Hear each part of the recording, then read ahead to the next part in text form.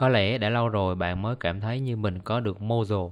Có thể bạn nhớ những lần trong quá khứ, có thể cách đây vài năm trước, nơi bạn thực sự cảm thấy tuyệt vời hơn nhiều so với hiện tại. Mình cảm thấy như tất cả chúng ta tại một thời điểm nào đó trong cuộc sống đã có những điểm kiểm soát nhỏ mà chúng ta nhớ rằng mình đã cảm thấy tuyệt vời hơn, hoặc là chúng ta đang ở trong trạng thái dòng chảy, nơi chúng ta không bị kìm hãm bởi sự lo lắng của xã hội của mình. Hoặc có thể là những lúc bạn cảm thấy tràn đầy năng lượng, nhiệt tình với cuộc sống và có động lực để thực sự hành động mang tính xây dựng trong cuộc sống của mình. Cuối cùng mình đã bước vào một giai đoạn mà mình cảm thấy khá tốt và điều đó hơi xa lạ với mình. Bạn biết đấy, khi cảm xúc tiêu cực đến làm mình suy nghĩ rất nhiều, đặc biệt chú ý đến những hành động của mình làm trong ngày, và điều đó ảnh hưởng đến sức khỏe tinh thần của mình như thế nào. Và gần đây mình bắt đầu làm một số việc thực sự giúp bản thân trở nên cảm thấy tốt hơn và cuộc sống của mình với nhiều năng lượng hơn, nhiệt tình hơn đối với công việc, cuộc sống cá nhân cũng vậy. Và nhìn chung mình cảm thấy tốt hơn khi cảm thấy như vậy. Vì vậy hy vọng thông qua video này, nếu các bạn đang trải qua khoảng thời gian khó khăn hoặc bạn muốn bước vào một giai đoạn của cuộc đời mà bạn cảm thấy tốt hơn, bạn sẽ hào hứng hơn khi thức dậy vào buổi sáng và bạn muốn cảm thấy như mình đã lấy lại được sức mạnh của bản thân. Hy vọng rằng một số điều mà mình đã bắt đầu làm có thể giúp ích cho bạn. Bạn cũng có thể thoải mái thử nghiệm lấy hoặc bỏ nó, nhưng đây là những gì mình đã làm để khiến bản thân cảm thấy thực sự thoải mái. Nên điều đầu tiên rất đơn giản là mỗi sáng mình thức dậy vào một thời điểm mỗi ngày và ngay lập tức mình bước ra ngoài và hít thở không khí trong lành là phần thưởng. Nếu mặt trời đang chiếu sáng và bạn nhìn thấy một con chim nho nhỏ bay ngang qua và để mặt trời nóng bỏng chiếu xuống khuôn mặt của bạn, mình muốn thực hiện một bước này hơn nữa, mình sẽ đi bộ trước khi uống cà phê. Mình sẽ mang giày chạy bộ và đi dạo quanh khu nhà. Mặc dù phương pháp này nghe có vẻ là quá đơn giản, nhưng nó lại là một công cụ thay đổi cuộc chơi. Đối với mình, vì bản thân thực sự cảm thấy như endorphin chạy khắp cơ thể, não của mình đang tràn ngập các chất hóa học thần kinh tích cực. Nó cũng cho bản thân một khoảng thời gian ngắn để không nhìn vào điện thoại và bắt đầu nghĩ về những điều mình có thể làm hoàn thành ngày hôm nay. Bản thân mình có thể nghĩ về những người trong đời mà mình muốn dành thời gian cho họ.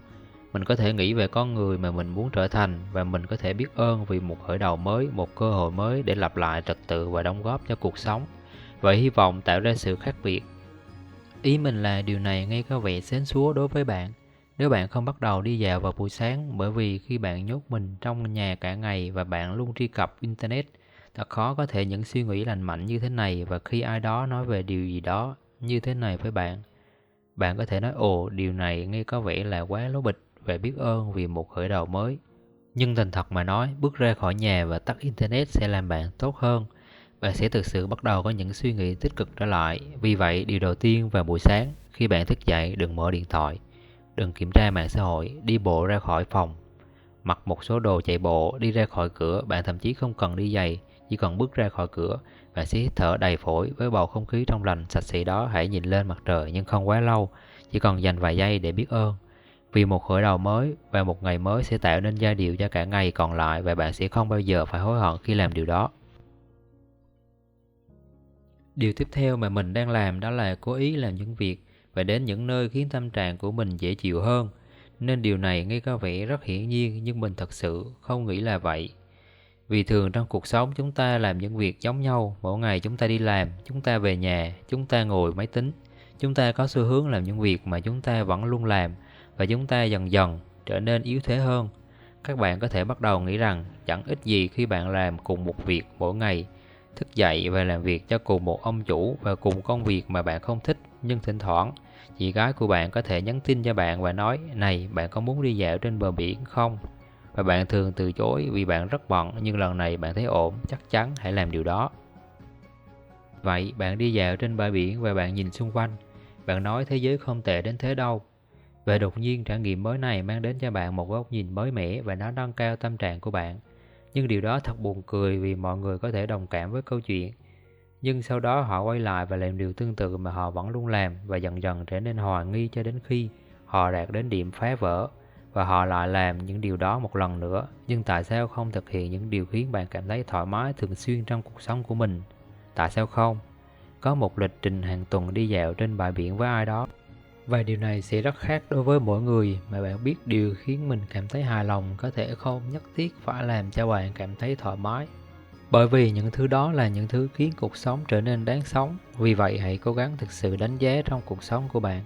Đâu là những thứ khiến bạn cảm thấy được truyền cảm hứng, sảng khoái và lạc quan. Mình không biết điều đó dành cho bạn là gì, nhưng nếu có điều gì đó mình nghĩ có thể là điều mà bạn đã không làm trong một thời gian dài. Hãy cố gắng biến đó thành điều thường xuyên trong cuộc sống của bạn. Nó sẽ giúp bạn có suy nghĩ tốt hơn, lạc quan hơn. Bạn sẽ có thêm thời gian phát sóng trong nhiều ngày, nhiều tuần, nhiều tháng, nhiều năm. Bạn sẽ thấy rằng việc cho những xu hướng lạc quan của bạn nhiều thời gian sẽ thực sự có lợi cho sức khỏe tinh thần của bạn về lâu, về dài. Vì vậy, điều thứ ba mà mình đang làm đã thực sự giúp bản thân cảm thấy tuyệt vời là mình đã bắt đầu nỗ lực nhiều hơn về ngoại hình. Nên đây có lẽ sẽ là điều gây tranh cãi nhất trong danh sách này. Mình cảm thấy như có rất nhiều lời khuyên cải thiện bản thân ngoài kia, bao gồm cả một số lời khuyên mà mình có lẽ cũng đã đưa ra. Thực sự nhấn mạnh quan điểm rằng hoàn cảnh bên ngoài không nhất thiết sẽ làm bạn hạnh phúc. Nhưng bạn biết đấy, nếu bạn mua một chiếc ô tô mới, bạn có một ngôi nhà sang trọng, bạn có một chú chó ngầu, bạn biết có mọi người khen ngợi bạn, bạn biết những điều này sẽ không làm bạn tốt hơn. Đặc biệt là nếu mong muốn đạt được những của cải vật chất này xuất phát từ một nơi không an toàn. Bạn biết đấy, nếu bạn đang cảm thấy thực sự tồi tệ về bản thân, chẳng hạn như bạn tiêu tốn một đống tiền cho một chiếc iPhone mới, có lẽ sẽ không giúp ích gì cho bạn. Nó sẽ chỉ làm bạn mất tập trung trong một ngày. Mình nghĩ mọi người đều biết điều này, nhưng mình nghĩ cũng có điều gì đó cần phải nói về việc ăn mặc sao cho phù hợp và thể hiện bản thân với cuộc sống một cách lịch sự, trang nghiêm hơn theo cách phản ánh phẩm giá và giá trị vốn có của bạn. Vì vậy, những lựa chọn quần áo mà bạn có và việc bạn cắt tóc, cắt móng tay không nhất thiết là điều khiến bạn có giá trị, nhưng nó chắc chắn phản ánh điều đó. Tiềm thức của bạn rất nhạy cảm, nó liên tục đánh giá người khác và đưa ra phán xét về họ, nhưng nó cũng đang làm điều tương tự với bạn.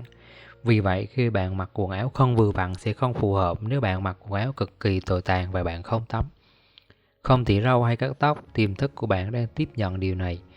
Nó đang đánh giá ngoại hình của bạn và đưa ra phán quyết về giá trị của bản thân dựa trên điều đó. Vì vậy, hầu như không thể tránh khỏi có một cơ chế tự động và nó gần giống như con gà hay là quả trứng. Bởi vì bằng cách cắt tóc mới, mua quần áo đẹp vừa vặn với bạn và bằng cách tắm rửa, chăm sóc bản thân và xuất hiện trong cuộc sống và trật tự trong thế giới tiềm thức của bạn. Nhìn vào điều đó, nó sẽ cảm thấy tốt hơn về giá trị bản thân của bạn. Nó rõ ràng, đây không phải là một giải pháp lâu dài mà tất cả đều góp phần vào cảm giác tự trọng này. Không biết liệu các bạn có cần phải suy nghĩ nhiều trước khi mua quần áo mới hay không, nhưng hy vọng bạn có thể thấy bản thân mình đang ở đâu. Mình thực sự tin rằng nếu bạn tự hào hơn về bộ quần áo mà bạn mặc, với kiểu tóc mà bạn có, hoặc việc không có tóc, thì mình có cảm giác như bạn sẽ đi khắp thế giới, nói một cách tự tin hơn. Nó giống như việc bạn dọn giường vào mỗi buổi sáng. Nên điều thứ tư là mình đã giữ một danh sách để khôi phục trật tự. Nên trong ứng dụng ghi chú trên điện thoại của mình giữ danh sách với tên mọi thứ theo thứ tự, và bản thân có một kho lưu trữ khổng lồ. Tất cả các lĩnh vực chính trong cuộc sống của bản thân mình mà mình có thể khôi phục lại trật tự.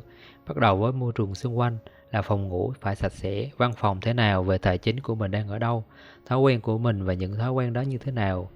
Bạn biết đấy, đời sống xã hội của mình, đời sống tinh thần của mình thực sự xác định rõ ràng từng hạng mục trong cuộc sống của bản thân, và mình sẽ có những tiêu chí nào để xem xét lĩnh vực một cách tương đối có trật tự. Vì vậy, điều này nghe có vẻ hơi ám ảnh và bạn có thể bị cám dỗ để nói rằng bạn đang tự đặt ra cho mình sự ám ảnh đau khổ, vì đó là hạnh phúc có điều kiện. Bạn có một tiêu chí lớn về mọi thứ và thành tích mà bạn phải đạt được trước khi bạn có thể cảm thấy hoàn toàn hài lòng trong cuộc sống. Nhưng mình nghĩ điều đó là hoàn toàn, bởi vì thế giới luôn luôn và liên tục trong tình trạng phát triển. Nếu bạn để ở yên mọi thứ luôn trở nên tồi tệ và tan rã hơn, là giữ nguyên. Một số người có thể gọi đó là entropy. Một số người có thể gọi đó là bản chất tàn phá của thời gian, nhưng đó chỉ là cách thế giới hoạt động. Nếu bạn bỏ bê việc chăm sóc răng miệng, răng của bạn sẽ bị hư ngay. Nếu bạn không dọn dẹp nhà bếp thường xuyên, mùi hôi thối sẽ bắt đầu phát triển và bạn sẽ thu hút sâu bệnh. Cho dù bạn làm nó như thế nào, nếu bạn không duy trì trật tự liên tục, nếu bạn không sống cuộc sống của mình theo phương thức tồn tại mang tính xây dựng, thì thời gian sẽ tự nhiên hủy hoại. Như vậy, cảm thấy thật tuyệt khi khôi phục lại trật tự trong cuộc sống của mình. Vì vậy, nếu khi bạn có danh sách đầy đủ những thứ mà bạn phải khôi phục lại trật tự trong cuộc sống của mình để đánh dấu vào những ô đó, bạn sẽ cảm thấy hài lòng. Điều đó khiến bạn cảm thấy tự hào về sự tồn tại mà bạn đang sống khi gối lên đầu mỗi đêm. Bạn có thể nói rằng tôi thực sự sử dụng tốt thời gian của mình ngày hôm nay và không có phương hướng đó trong cuộc sống mà không có kế hoạch. Trò chơi đó giống như những gì bạn đang thực sự làm trong thời điểm hiện tại. Những gì bạn đang hướng tới theo định nghĩa bạn là người vô hướng. Điều này đồng nghĩa với là vô nghĩa. Vô nghĩa theo cách nào đó thì điều đó cũng không tốt. Nên một trong những điều lạc quan nhất mà mình đã làm gần đây là lập danh sách kỹ lưỡng. Và mỗi ngày mình cố gắng đánh dấu vào mỗi ô hoặc đánh dấu vào những phần nhỏ của ô, và chỉ để kiểm tra tất cả những gì trong cuộc sống của mình mà bản thân có quyền tự chủ đối với tất cả những thứ mà mình có thể đóng góp về điều gì đó giúp mình cảm thấy tốt hơn. Vì vậy, điều cuối cùng trong danh sách này là điều không cần bàn cãi, nhưng nó hoàn toàn phải được đề cập, vì đó có lẽ là điều quan trọng nhất mà bạn vừa nghe thấy hàng triệu lần trước. Điều số 5 là mình không còn là một trong những người hoàn toàn im lặng về sức khỏe của mình nữa. Không có gì phải bàn cãi khi bạn bắt đầu tập thể dục, khi bạn bắt đầu hoạt động và bạn được bơm máu hoàn toàn. Không có gì xung quanh thật sự là khi bạn bắt đầu chạy bộ, bạn bắt đầu tập thể dục, bạn cảm thấy bản thân khỏe hơn khi bạn uống đủ nước. Bạn cảm thấy như được đặt ra những điều đơn giản trong cuộc sống, không cảm thấy quá buồn tẻ và hoàn toàn vượt qua, bởi vì bạn có thực sự năng lượng tinh thần để vượt qua chúng. Đêm qua rõ ràng là mình đã ngủ nhiều hơn và đã uống nhiều nước hơn. Bản thân đã tập thể dục và đã tập nhiều bài tim mạch hơn. Mình đã ra ngoài đi dạo và chăm sóc sức khỏe của mình như đây là một nền tảng tinh thần sức khỏe. Bạn biết đấy, sức khỏe thể chất và sức khỏe tinh thần của bạn là mối liên hệ mật thiết với nhau theo những cách mà chúng không thể thiếu được. Cảm ơn các bạn đã xem video đến giờ này. Mình hy vọng bạn đã tìm thấy giá trị nào đó trong video này. Nhưng nếu bạn vẫn ở đây và thích nội dung này thì hãy nhấn like và đăng ký kênh nhé. Hẹn gặp lại tất cả các bạn.